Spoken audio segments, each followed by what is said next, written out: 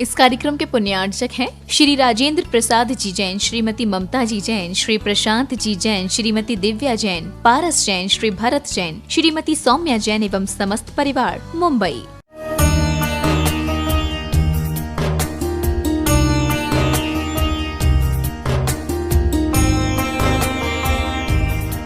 सोचो, विचार करो, ये शरीर नश्वर है और इसके पीछे क्या क्या कर लेता है, उसके दिमाग में बात उतरती नहीं। प्रतिदिन का यह क्रम है।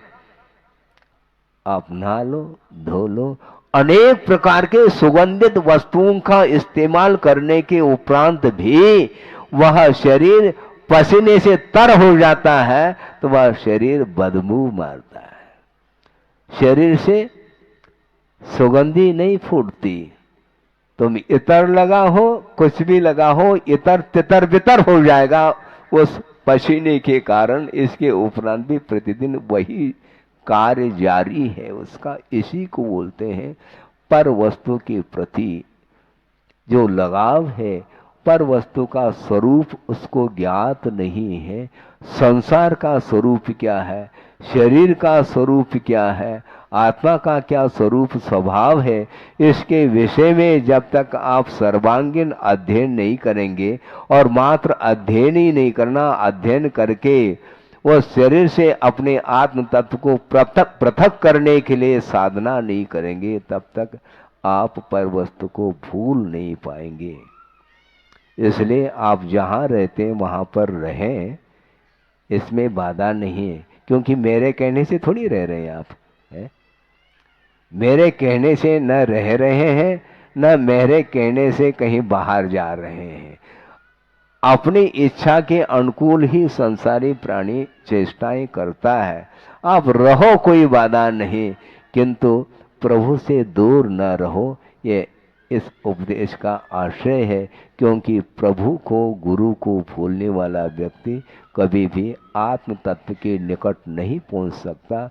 वह हमेशा वह पर वस्तुओं के निकट ही रहना पसंद करता है, और इसलिए उसका उत्थान नहीं हो पाया। आपका समय हो गया है। बिना किसी खास उदाहरण के भी ये विषय आपके सामने रखा गया है, किंतु आगम के अनुरूप होने के कारण आप लोगों को थोड़ा बहुत तो परसेंटेज में सही प्रभाव तो पड़ा होगा, क्योंकि आगम की बात और प्रभाव न पड़े ऐसा संभव नहीं। कल परसों हमने बात कही थी कि आप लोग सब सम्यक दृष्टि है।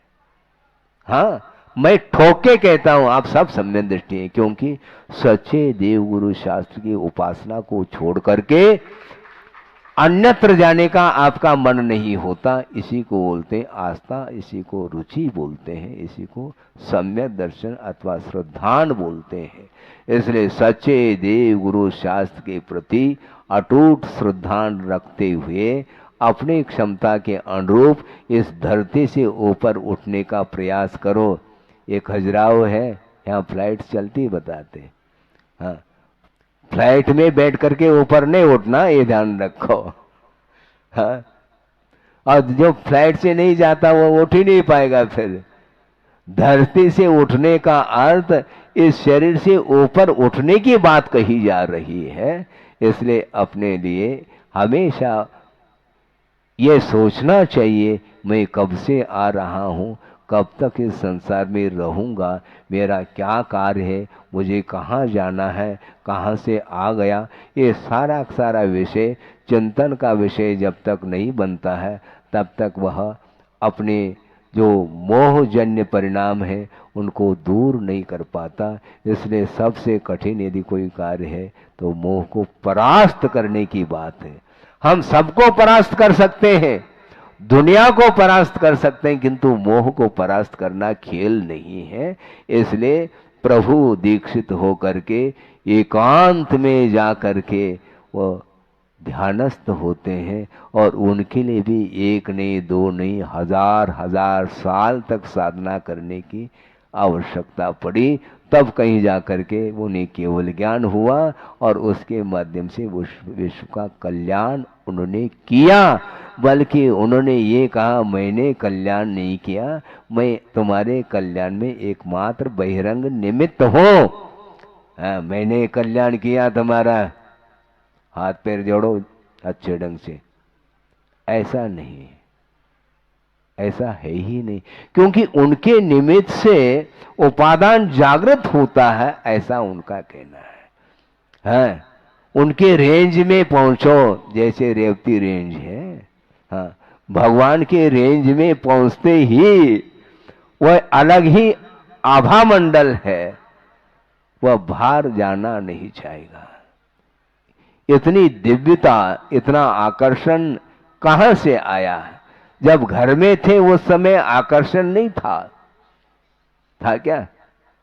और लौकिक आकर्षण था। जब तक वह गृहस्थ अवस्था में थे, उनकी कोई आरती उतारते थे आप लोग? नहीं। क्यों? वो वस्त्रधारी है, असंयम अवस्था में है, इसलिए असंयम अवस्था में कभी भी वह आत्मा पूज्यता को प्राप्त नहीं हो सकती। इसलिए इसमें कोई अपवाद नहीं है, तीर्थंकर भी क्यों न हो वस्त्र से ऊपर उठता है। परिग्रह का विमोचन किए बिना और उसके साथ साथ बहिरंग परिग्रह और अंतरंग परिग्रह के विमोचन के बिना वह आत्म तत्व ऊर्ध्व गति को प्राप्त नहीं हो सकता। इसलिए ऊर्ध्व गति प्राप्त करने के लिए, अर्थात जिस प्रकार सिद्ध परमेष्ठी एक समय में लोक के अग्रभाग पर विराजमान हो गए, उसी प्रकार हमें भी विराजमान होना है। किंतु प्रभु बनने के लिए अंत में हमारा यही कहना है, लघुतम बनने की अत्यंत आवश्यकता है। अहिंसा परमो धर्म की जय। वस्तु का बोध नहीं होता, किंतु ये ध्यान देने की आवश्यकता ये है, चाहे वह सूरज का प्रकाश हो, चाहे चांद का प्रकाश हो, चाहे वह दीपक का प्रकाश हो,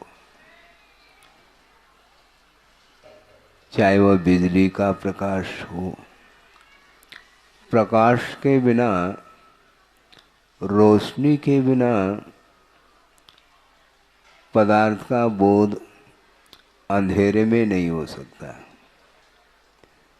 किंतु ये सारे सारे प्रकाश अंधकार में परिवर्तित हो सकते हैं यदि आंखों की रोशनी नहीं है तो।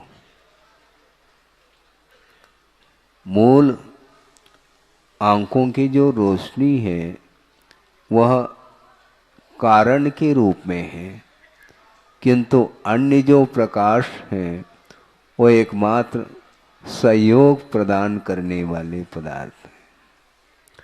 उसी प्रकार बंधन से मुक्त होने के लिए बहुत सारे साधन हैं और बंधन में बद्ध होने के लिए भी साधन है। अर्थात संक्षेप से इसका अर्थ ये हुआ, संसार में परिभ्रमण कराने में भी कुछ कारण हुआ करते हैं और उससे ऊपर उठने के लिए भी कारण हुआ करते हैं।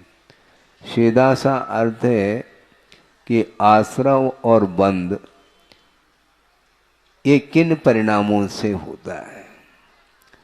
आचार्यों का ये कहना है, धर्म ध्यान और शुक्ल ध्यान ये दोनों मुक्ति के लिए कारण है।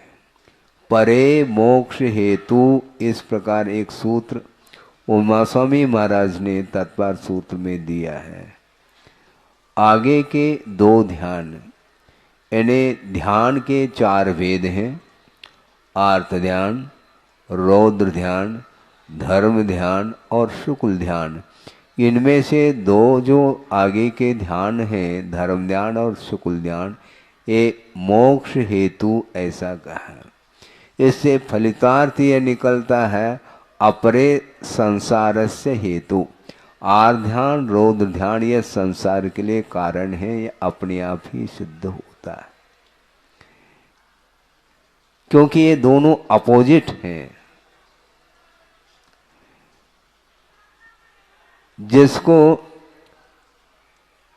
दिन का ज्ञान है उसको रात का भी ज्ञान है। ये दोनों ये विपरीत तत्व है परस्पर में। उसी प्रकार संसार के लिए कारण कौन से ध्यान है? आर्त ध्यान और रौद्र ध्यान। अब धीरे से हम चलते हैं। आर्त ध्यान के भी 4 भेद किए हैं। इष्ट वियोग, अनिष्ट संयोग, पीड़ा चिंतन और निदान के रूप में ये 4 आर्त ध्यान माने जाते हैं। और आर्त ध्यान की सीमा कहाँ तक चलती है? गुणस्थान की विवक्षा से प्रथम गुणस्थान से लेकर के 6ठे गुणस्थान तक आर्त ध्यान का सद्भाव बताया है। अब सोचो महाराज, श्रवण को भी आर्त ध्यान होता है? हाँ, होता है। पढ़िए, आप अध्ययन करिएगा। क्योंकि इष्ट का वियोग, अब श्रवण के लिए क्या इष्ट है? विषय और कषाय श्रवण के लिए इष्ट नहीं है, किंतु इष्ट क्या है? पंच परमेष्टि हैं, गुरु हैं, प्रभु हैं। ये इष्ट इसलिए हैं हमें मोक्ष तक पहुंचाने में यह अनन्य कारण है। अब गुरु का यदि मान लो वियोग होता है, समझ रहे हैं आप? गुरु का वियोग होता है तो तत्संबंधी आकुलता श्रवण में भी आती है। मन आकुल व्याकुल इसलिए होता है कि हे भगवान, आपने ही मुझे मोक्ष मार्ग को दिखाया है, मार्ग को प्रशस्त किया है, और मुझे आपने शिक्षित किया, दीक्षित किया, संस्कार दिए, छोटे से बड़ा बनाया है। जिस प्रकार परिवार में बच्चों का पालन पोषण माता पिता करते हैं, उसी प्रकार जो मोक्ष मार्ग पर आरूढ़ होना चाहता है और वह गुरु के शरण में आ जाता है, तो उसके लिए वो क्या करते हैं? वात्सल्य के माध्यम से अपने पास रखते हैं और धीरे धीरे धीरे संस्कार देना प्रारंभ करते हैं। छोटा सा पौधा है, वो पौधा बाद में बना है। पहले बीज का वपन किया जाता है, तब कहीं जाकर के कालांतर में 8-10 दिन के उपरांत वह बीज अंकुरित हो जाता है। अंकुरित होने के उपरांत धीरे धीरे वह छोटा सा पौधा बन जाता है। लेकिन वह छोटा सा पौधा है तो उसका ध्यान रखा जाता है। जब तक वह वृक्ष का रूप नहीं लेता तब तक उसका ध्यान समय समय पर रखा जाता है। पानी है, खाद है, हवा है, आदि आदि, उसके लिए सारे अनुकूलता का ध्यान वह कृषक रखता है। उसी प्रकार गुरु भी दीक्षित करने के उपरांत भी वो सोचते हैं अभी नव दीक्षित है, धीरे धीरे धीरे विकास होगा, धीरे धीरे प्रौढ़ता आएगी। इस प्रकार अपने कर्तव्य का पालन करते हुए वे शिष्य के विकास के लिए सहयोग हमेशा देते रहते हैं। और मान लो उस गुरु का जब वियोग होता है, उस समय शिष्य के मन में आकुलता उत्पन्न होती है, क्योंकि इष्ट वियोग नाम का यह आर्त ध्यान माना है। यह धर्म ध्यान नहीं, किंतु धर्म ध्यान की सामग्री का वियोग हुआ है। इसलिए मन में आकुलता आती है, भगवान अब इस मार्ग को मैं कैसा तय करूं? बहुत लंबा चौड़ा यह मोक्ष मार्ग है और आपने ही प्रकाश दिया है और मुझे चलने के लिए साहस आपने दिया है। ये आपकी कृपा के बदौलत मैं चल रहा था। अब आपका अभाव मुझे खटक रहा है।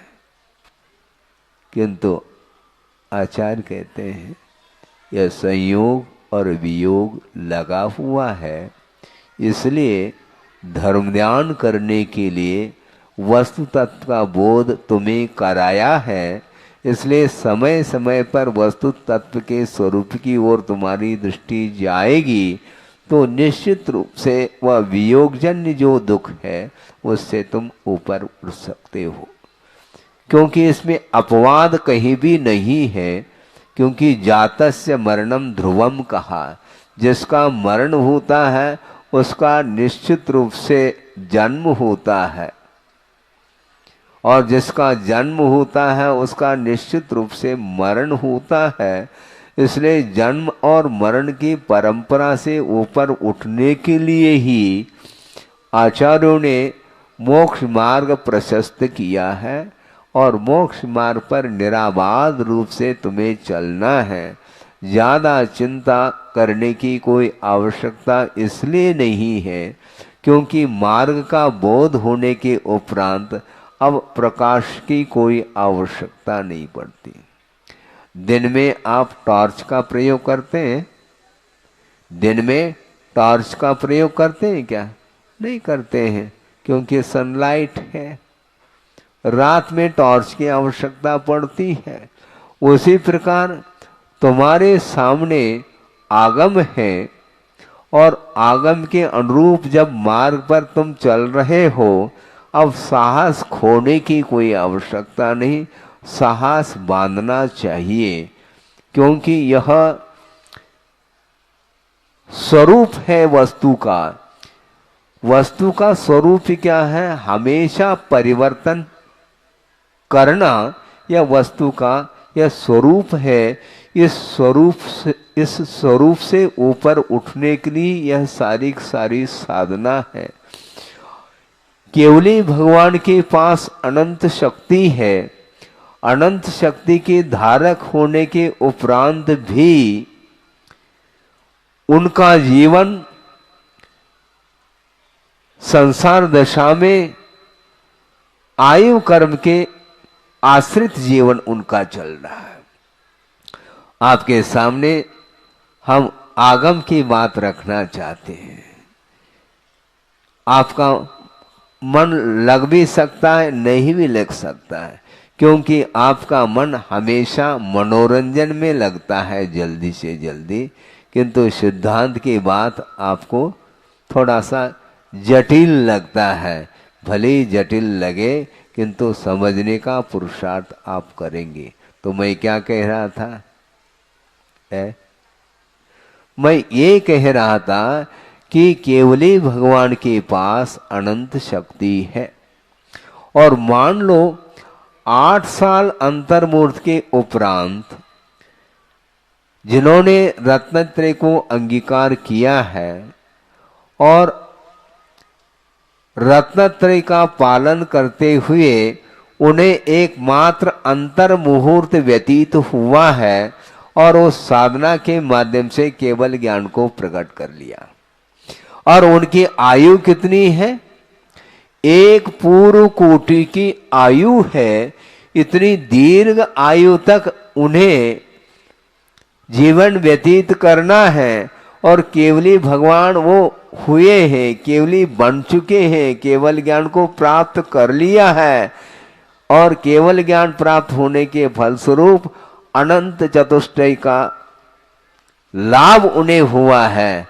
उसमें अनंत ज्ञान, अनंत दर्शन, अनंत सुख और अनंत वीर अर्थात अनंत शक्ति। किंतु अनंत शक्ति होने के उपरांत भी उनका वह जीवन आयु कर्म के आश्रित चल रहा है। अब उनका अकाल मरण नहीं होगा। केवल ज्ञान होने के उपरांत जो शेष आयु है, उस शेष आयु को पूर्ण व्यतीत करके ही निर्वाण को प्राप्त करेंगे। उसके पहले नहीं। परतंत्रता है क्या? नहीं है। इसके उपरांत भी क्षय तो होगा, आयु कर्म का अभाव तो होगा, किंतु समय पर ही आयु कर्म के निषेक झड़ेंगे। 8 साल अंतर्मुक्त के उपरांत रत्नत्रय को उपलब्ध करके केवल ज्ञान को जिन्होंने प्राप्त कर लिया है, अब शेष जो जीवन है वह समय पर व्यतीत होगा, उसमें अकाल में मरण संभव नहीं।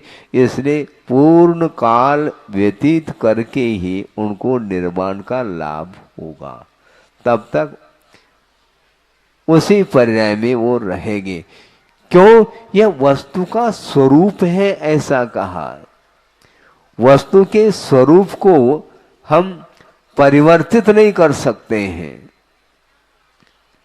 वस्तु हमेशा परिवर्तनशील है, उसको रोका नहीं जा सकता। और मान लो आपकी उम्र है 75 साल की अथवा 80 साल की उम्र है मान लो, और धीरे धीरे धीरे एक एक समय व्यतीत हो करके अंतिम समय वह आया है, उसमें आप ये कहो कि कुछ समय और टिक जाऊं, कुछ समय और जीवन जीऊं, इस प्रकार आपकी भावना हो सकती है, किंतु एक समय के लिए भी आप रुक नहीं पाएंगे। हाँ, रुक नहीं पाएंगे, जाना पड़ेगा। परिवार है महाराज, हाँ परिवार हो तो क्या हो गया, परिवार है, संपदा है, ये सबको यहीं पर छोड़ना पड़ेगा। अभी आपको छोड़ने के लिए कह दे तो मन कहता है महाराज हम नहीं छोड़ पाएंगे, किंतु जब छूटेगा उस समय क्या करोगे? जब छूटेगा उस समय कोई भी साथ नहीं आने वाला है। जब छूटना ही है तो बार बार उस संसार के बीच में रह करके जीवन जीने का भाव क्यों करते हो? कब तक जियोगे? जीवन कब तक चलेगा? आखिर वह जीवन आयु कर्म के आश्रित चल रहा है। जब तक पेट्रोल है गाड़ी में तब तक वह गाड़ी चलेगी, रफ्तार से चल सकती है ठीक है, किंतु वह गाड़ी चल रही है और मात्र गाड़ी चल रही है और पेट्रोल नहीं जल रहा है, ऐसा थोड़ी। पेट्रोल निरंतर वह जल रहा है और वह एक निश्चित समय पर पेट्रोल समाप्त होते ही गाड़ी रुकेगी। 1 इंच भी गाड़ी खिसक नहीं पाएगी, वो ये ध्यान रखो, क्योंकि वह पेट्रोल के आश्रित गाड़ी चल रही है। उसी प्रकार आयु कर्म के आश्रित हमारा जीवन चल रहा है। हमारा जीवन स्वतंत्र नहीं है, परतंत्र है, पराधीन जीवन है।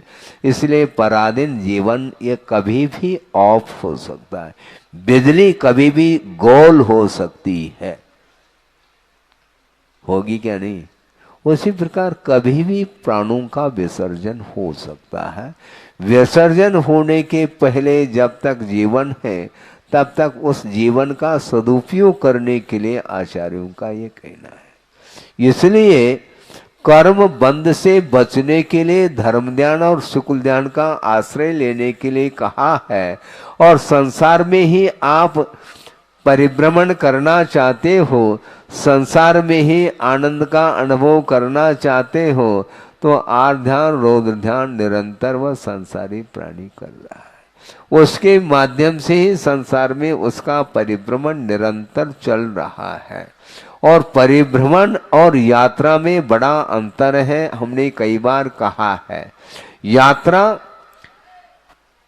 अलग वस्तु और परिभ्रमण अलग वस्तु। परिभ्रमण का अर्थ वह घूमना होता है, चतुर्गति में परिभ्रमण होता है। जैसे आपने कोलू का बैल देखा होगा, आज तो देखने को नहीं मिलते महाराज, सब मशीनरी युग आ गया और मशीनों के माध्यम से सब कुछ काम हो जाता है। जो कुछ भी कृषि कार्य है आदि आदि वो सब मशीनों के आधार से हो रहा है। इसलिए वो कोल्हू का बैल देखने में नहीं, इसलिए वो कोल्हू का बैल देखने में नहीं आता है, किंतु कोल्हू का बैल है और उसके आंखों में पाटी बांध दी गई है और आंखें बंद हैं और उसको घुमाया जा रहा है। आप जानते हैं खलियान होता है, उसमें वो जितने भी ज्वार हैं, गेहूं हैं आदि के जो सिट्टे बोलते हैं, ज्वार के हैं, मक्के के हैं आदि, उन सिट्टों को उस खलियान में डाला जाता है और उसके ऊपर रोलिंग की जाती है बैलों के माध्यम से। तो वह बैल घूमता रहता है जिसके माध्यम से वो दाने उन सिट्टों में से अलग हो जाते हैं। तो वो शाम को बांध दिया अथवा सुबह सुबह बांध दिया है और उसको घुमा रहे हैं और 8-10 घंटे तक मान लो वह रोलिंग हो गया और शाम को मान लो उस पार्टी को निकाला जा रहा है। उस समय वह बैल सोचता है मेरी काफ़ी लंबी यात्रा हुई होगी, किंतु पार्टी खोलते ही जहाँ पर पहला खड़ा था वहीं पर खड़ा है। इसको बोलते हैं परिभ्रमण। और यह परिभ्रमण चतुर्गति में परिभ्रमण कर रहा है। ये इस परिभ्रमण के लिए और कौन सा कारण हो सकता? आर ध्यान और रौद्र ध्यान अपरे संसारस्य हेतु।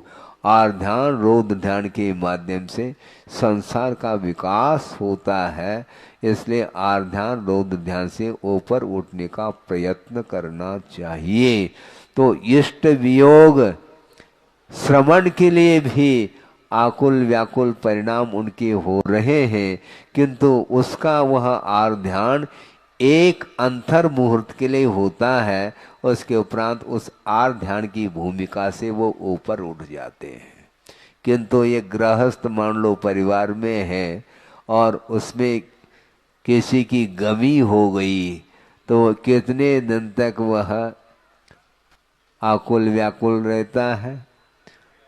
कम से कम 13 दिन तक वह उसको कोई भी कार्य अच्छा नहीं लगता।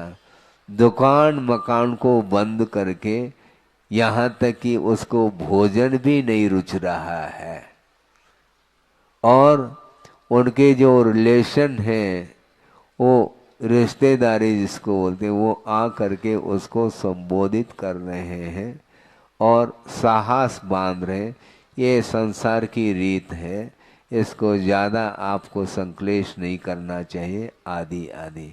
किंतु जो इस प्रकार संबोधित करते हैं उनकी यहाँ कोई कमी हो जाए तो ये पहुंच जाता है। एक दूसरे में ये संबोधन देने के लिए पहुंचते हैं। इसी प्रकार होता है ये। इसलिए गृहस्थ का आर्त ध्यान और श्रवण का आर्त ध्यान बड़ा अंतर को लेकर के है। श्रवण को जो आर्त ध्यान हो रहा है इस बात को लेकर के हो रहा है, अब मुझे मोक्ष मार्ग पर चलने के लिए कौन मुझे सहयोग प्रदान करेंगे, इस भाव को लेकर के संक्लेश उत्पन्न हो रहे हैं। किंतु संसारी प्राणी स्वार्थी जीवन जीता है, उसका जीवन स्वार्थमय है। हाँ, बेटा है, बेटे की चिंता करता है। क्यों? इसलिए चिंता करता है अंत में मुख में कौन पानी डालने वाला रहेगा। अंत में जब मरण सन्निकट आएगा उस समय मुझे कौन संभालेगा। मैं अस्वस्थ हो जाऊंगा तो मेरी वैयावृत्ति सेवा शुश्रूषा कौन करेगा। इस भाव को लेकर के वह बेटे का पालन पोषण अधिक करता है। इसको बोलते स्वार्थ। किंतु ये ध्यान रखो, आप स्वस्थ रहो अथवा अस्वस्थ रहो, मरण तो अनिवार्य है। अपनी अपनी बार कहा है, मरना सबको एक दिन है, और अपनी अपनी बार। जब ये बारी आएगी प्रत्येक व्यक्ति के जीवन में, ये मरण की घड़ी जब आएगी तो कभी भी आ सकती है। मरण का डेट निश्चित नहीं है। जीवन का, जन्म का डेट फिर भी निश्चित हो सकता है डॉक्टरों के माध्यम से, किंतु मृत्यु की घड़ी कभी भी मृत्यु बता करके नहीं आती कि मैं आ रही हूँ। नहीं, सडनली कभी भी वह मौत आ सकती है। और वह मरण दो तरह का होता है, एक सकाल मरण होता है और एक अकाल मरण होता है। समय पर जो मृत्यु होती है, मरण होता है, उसका नाम सकाल मरण कहा है। और अकाल मरण का अर्थ ये है, विभिन्न प्रकार के निमित्तों के माध्यम से जो मरण होता है वह अकाल में होता है। मान लो एक्सीडेंट हो गया और ऑन द स्पॉट समाप्त हो गया, इसको बोलते हैं अकाल मरण। और इसी प्रकार के और भी निमित्त मिलते हैं। हार्ट फेल हो गया, अटैक आ गया और उसी में शांत हो गया। बड़े बड़े महान जो रोग होते हैं, उनके निमित्त से अकाल में ही वह चला जाता है।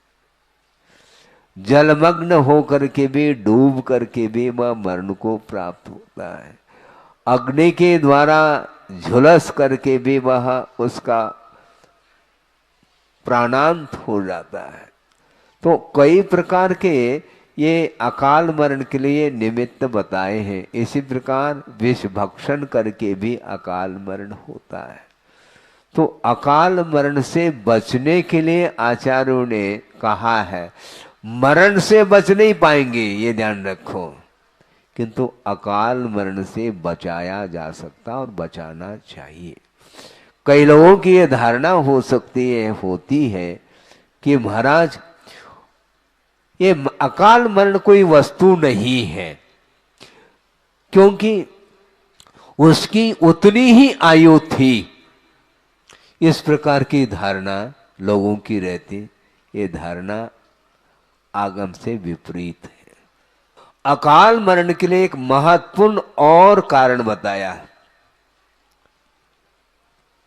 आपको ज्ञात नहीं है। वो क्या बताया?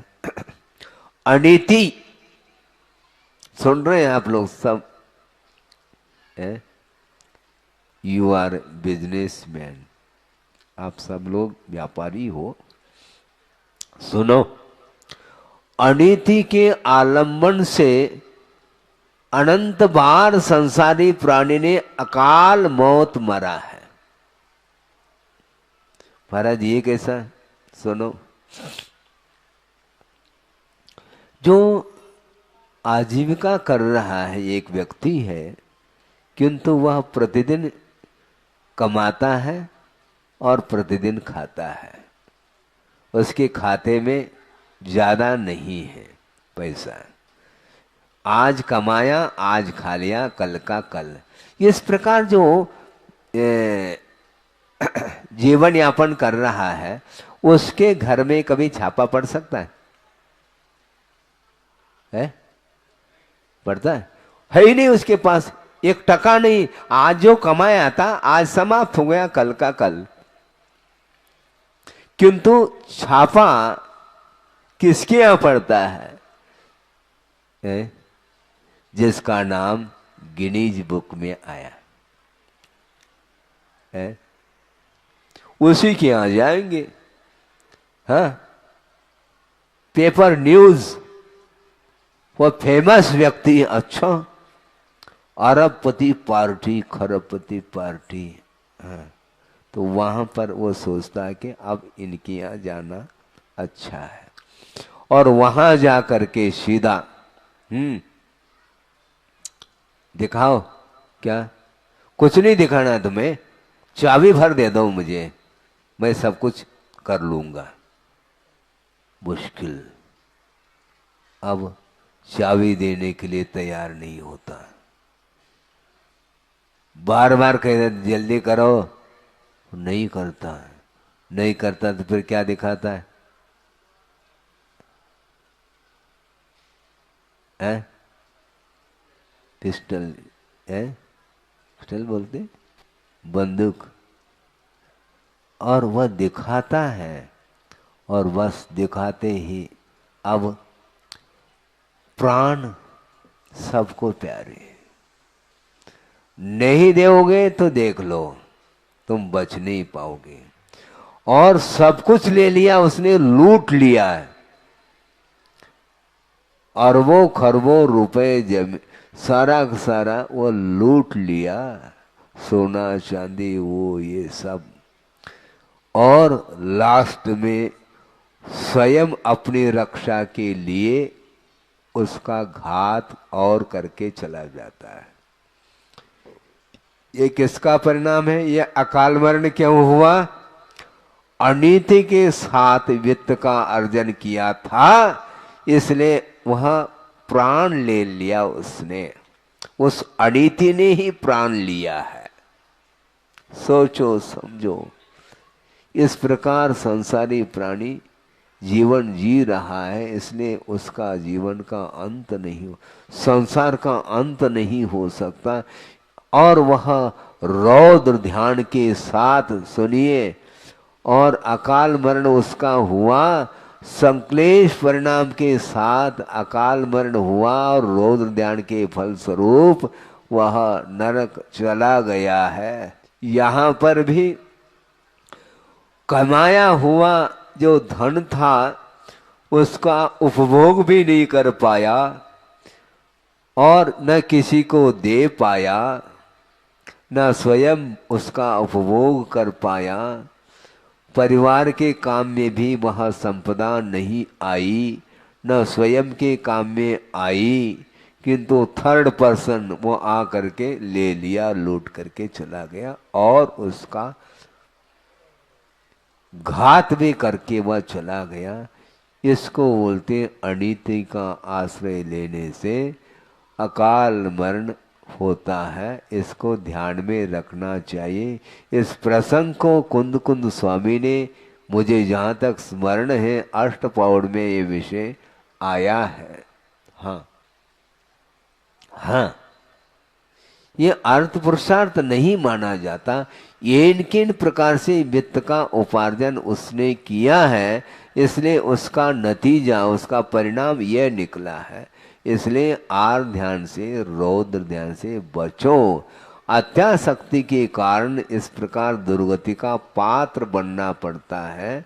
इसलिए आपको ये चाहिए कि धर्म ध्यान के लिए समय निकालो, और कम से कम आर ध्यान हो। आर ध्यान का समर्थन तो मैं करूँगा नहीं, किंतु बिना व्यवसाय के, बिना आजीविका के साधन के बिना आप लोगों का जीवन चल नहीं सकता। इसलिए धन का आलम्बन आपको लेना पड़ता है। ठीक है, ले, किंतु अनावश्यक वित्त का संग्रह कभी भी नहीं करना चाहिए, जिसके कारण जीवन चल नहीं सकता। इसलिए धन का आलम्बन आपको लेना पड़ता है। ठीक है, ले, किंतु अनावश्यक वित्त का संग्रह कभी भी नहीं करना चाहिए, जिसके कारण दुर्गति का पात्र होना पड़े। आपका समय हो गया है। यह बहुत विषय लंबा है, समय समय पर इसका और विस्तार किया जा सकता है। आर ध्यान के भी 4 भेद किए हैं, रौद्र ध्यान के भी किए हैं, धर्म ध्यान आदि के भी भेद किए हैं। इन सब ध्यान संबंधी स्वरूप का ज्ञान हम आगम के माध्यम से कर सकते हैं, और ज्ञान करके उन दुर्ध्यानों से बच करके अपने जीवन को उन्नति की ओर ले जाना चाहिए, जिसके माध्यम से हमारा कल्याण हो सके। अहिंसा परमो धर्म की जय।